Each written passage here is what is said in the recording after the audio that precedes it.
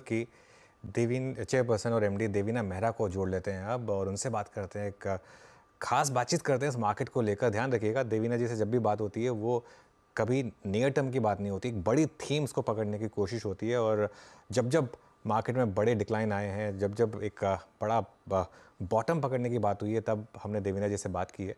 और देवीना जी को काफ़ी एक्सपीरियंस है, 30 साल से ज़्यादा का। सिर्फ इंडिया का नहीं, अमेरिकन, यूरोपियन, एशियन मार्केट सब पर एक अच्छी पकड़ रखती हैं देवीना जी। देवीना जी, गुड मॉर्निंग। तो आपका एक व्यू रहा है मार्केट में कि सबसे बड़ा रिस्क है इस मार्केट में पार्टिसिपेट ना करना, वो बहुत बखूबी से प्ले आउट करता आया है। अभी भी क्या वही रिस्क है इन लेवल्स पर भी? गुड मॉर्निंग अनुज, और आपको और आपके सभी दर्शकों को नया संवत भी मुबारक हो। तो जहां तक आपका ये मार्केट का सवाल है, जी हाँ, जैसा मैंने पहले भी कहा है कि मार्केट में निवेशित नहीं रहने का ये रिस्क रहता है कि आप अप मूव मिस करेंगे। तो जहां तक अभी भी लार्ज कैप साइड की बात है, जो निफ्टी सेंसेक्स जैसे स्टॉक्स हैं या मतलब इंडेक्स ही लेवल है, और वहां पर मुझे अभी कोई ऐसा बड़े क्रैश का खतरा नहीं नजर आता। थोड़ा बहुत करेक्शन तो खैर होता रहता है, लेकिन क्योंकि जैसा मैंने एक बार पहले भी आपके चैनल पर कहा था कि जो 2010 से 20 का दशक था उसमें आपको बहुत कम रिटर्न मिला इक्विटी में। शायद 8.8% कंपाउंडिंग रहा, जबकि उन दिनों फिक्स डिपॉजिट ही आपको 7 साढ़े 7 देते थे, तो पूरे दशक में आपको इक्विटी वाला रिटर्न ही नहीं मिला। तो क्रैश का डर तो तब होता है जब आप ट्रेंड लाइन से बहुत ऊपर हो, और जो लॉन्ग टर्म इक्विटी मार्केट का कंपाउंडिंग रहा है 15-16%, उससे बहुत कम इसमें रिटर्न रहा। तो अभी जो 2020 से जो बुल रन आया भी, तो अभी भी हम लोग ट्रेंड लाइन तक पहुंचे भी नहीं है, तो वो रिस्क कम है।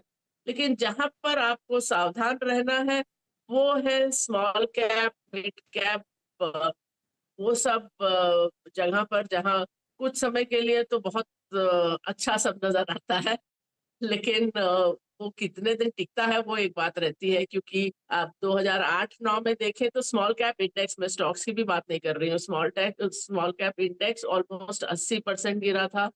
और वो 2016 में जाके 2008 वाली लेवल आई, 1 डेढ़ साल का बुल रन रहा, उसके बाद फिर लगभग 2 तिहाई गिरा।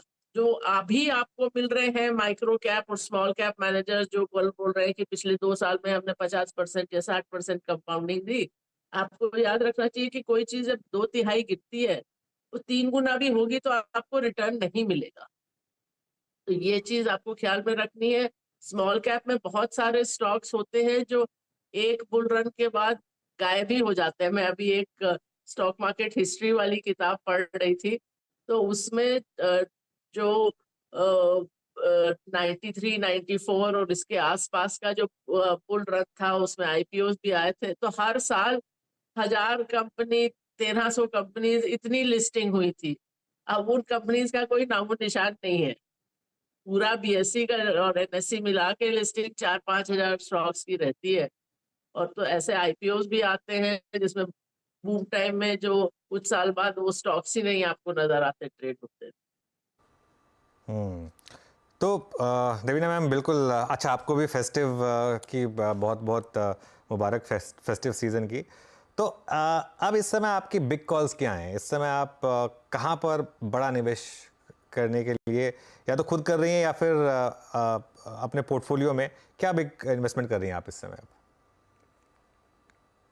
सो हम लोग, एक तो जहां तक हमारा पोर्टफोलियो मैनेजमेंट सर्विस पीएमएस का सवाल है, हम लोग बड़ा निवेश किसी में नहीं करते। हमारा पूरा फिलॉसफी यही है कि आपको रिस्क मैनेज करके चलना है, और उसमें एक ये इम्पोर्टेंट चीज रहती है कि स्टॉक्स, और स्टॉक्स ही नहीं, सेक्टर्स भी आपको काफी डाइवर्सिफाई करके चलना होता है। तो ये हमारी एक आप समझ लीजिए मूल सिद्धांत है जिस पर हम लोग मैनेज करते हैं। तो अगर आज की डेट में देखूं तो सबसे ज्यादा ओवरवेट जो सेक्टर है वो पिछले 2 साल में बदला नहीं है, वो इंडस्ट्रियल्स और कैपिटल गुड्स है।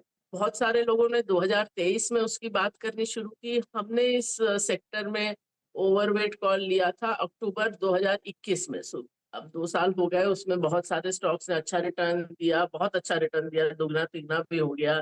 थोड़ा हम लोगों ने प्रॉफिट बुकिंग की, ये सब किया, पर अभी भी वो सेक्टर ओवरवेट है। और जो हर तिमाही पे हम लोग प्रश्न पूछते हैं कि क्या ये रन इसका खत्म हो गया, पर अभी तक वैसा सिग्नल आया नहीं है। तो वो है 2023 में जहां हम लोगों ने थोड़ा बढ़ाया निवेश, वो है ऑटो कंपोनेंट्स, फार्मा, थोड़ी सी कंस्ट्रक्शन कंपनीज भी ली।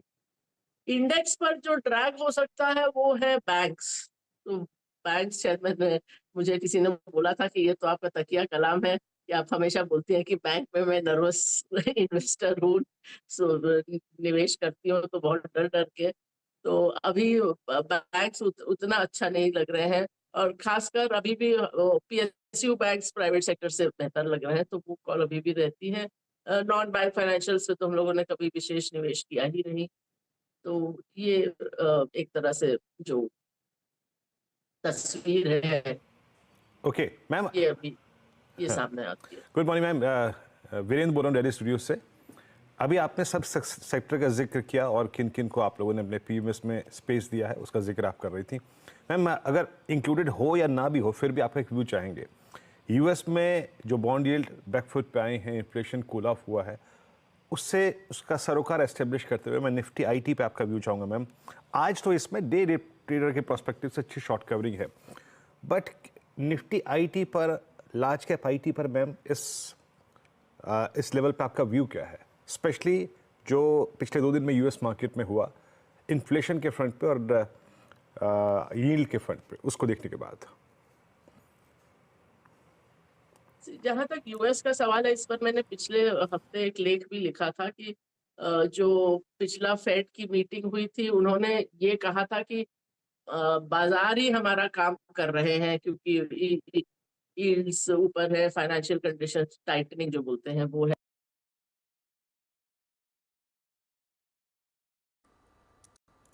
कम होने लगी थी। और उसी टाइम मैंने ये लेख लिखा था कि ये अब एक तरह से वो होता है कि फीडबैक लूप की, आप एक चीज से दूसरी चीज असर होती है और फिर दूसरी से पहली फिर होती है। तो अगर इस तरह से बाजार रहा तो फेड फिर से बोलेगा कि हमको इन्फ्लेशन पे कंसंट्रेट करना है, जिसे बोलते हैं हॉकिश स्टैंड लेगा, और वो हुआ भी।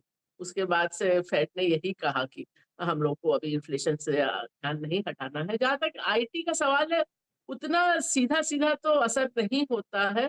और जैसा कि मैंने पहले कहा, और आप ज्यादातर मैनेजमेंट कमेंट्रीज में भी आपने ये सुना होगा, कि वही होता है कि थोड़ा डील आगे चली जाती है। जो आपने सोचा इस तिमाही में होगा, वो 3 महीने 6 महीने आगे चली गई। पर अभी कोई ऐसा नहीं लगता कि कोई बहुत ही खराब स्थिति है।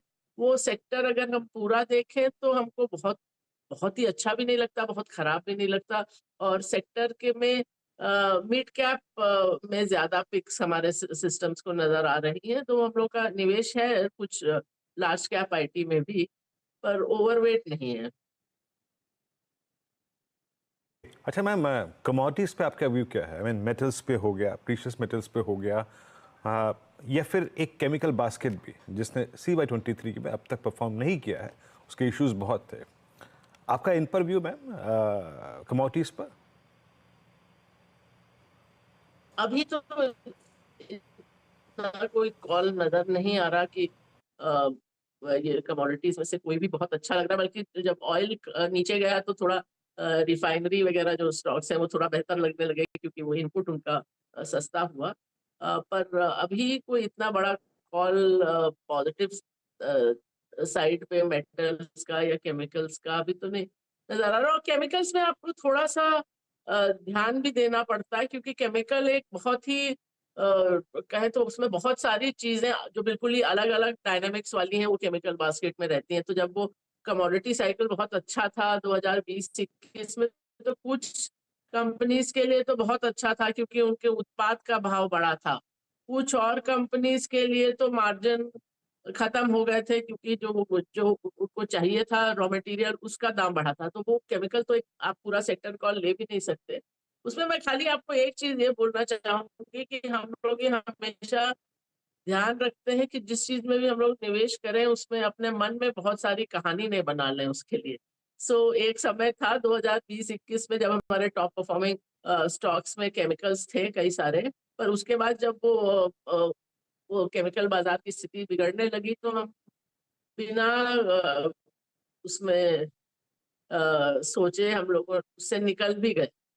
जब आप अपने मन में बहुत कहानी बना लेते हो किसी कंपनी के बिजनेस के बारे में या उनके मैनेजमेंट प्रबंधन के बारे में, तो फिर आपके लिए निकलना मुश्किल हो जाता है। तो इसलिए हमेशा जो मैं कहती हूँ कि अपने घर परिवार वालों से, अपने मित्रों से प्रेम करिए, स्टॉक से प्रेम नहीं करिए। बिल्कुल, स्टॉक से प्रेम मत करिए और एकदम अपॉर्चुनिस्टिक रहिए।